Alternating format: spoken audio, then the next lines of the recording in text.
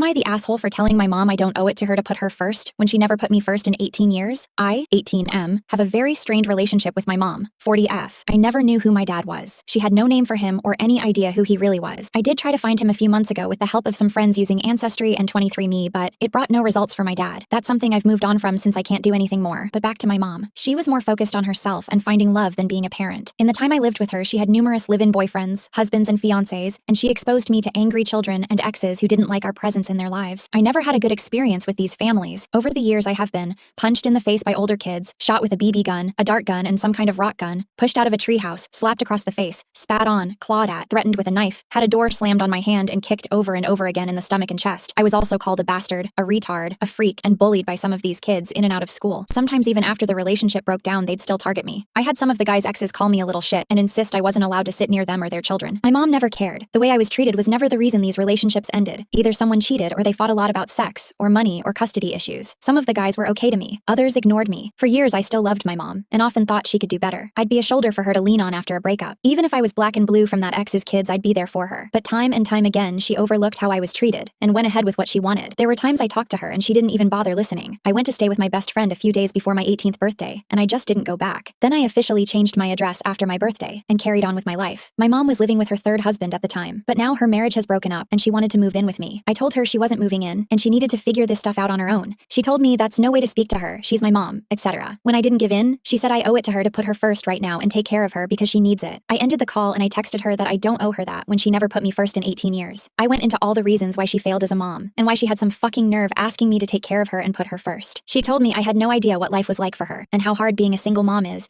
and being grateful to her for giving me life would be a start.